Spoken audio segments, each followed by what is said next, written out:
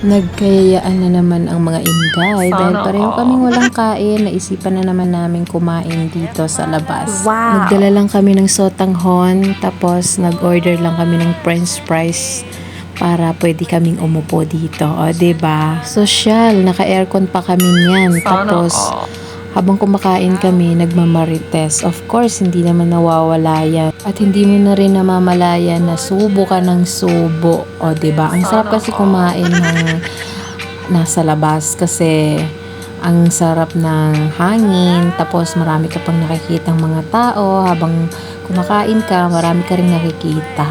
Wow! Kaya hindi na rin namamalayan, ang dami na rin naming naubos. O, diba? Sulit na sulit.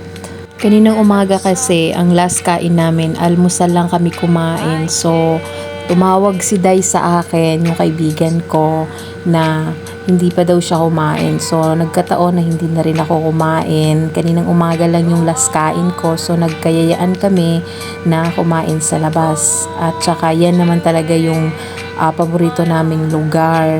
Yung lugar na to na malapit lang sa amin, sa may tabing dagat. Maglalakad-lakad muna kami sandali, tapos uupo dyan, kakain, tapos magmamarites. At pag wala na kaming mapag-usapan, ayun, magyayaan naman kaming umuwi na.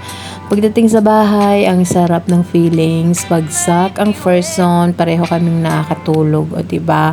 Ganun lang naman. Ang sarap kasing magpagpag or alis ng stress sa labas. Tapos pag uwi mo ng bahay, fresh na yung utak mo at makakatulog ka ng maayos. Ganun yung ginagawa ko. Pag marami na akong iniisip, marami na akong problema, lumalabas lang ako ng bahay, nagpapahangin sa tabing dagat at nagpapagod sa paglalakad. Ayun, pag uwi ko ng bahay, nare-refresh yung utak ko, nakakatulog ako na maayos at nakakalimutan ko sandali yung problema ko.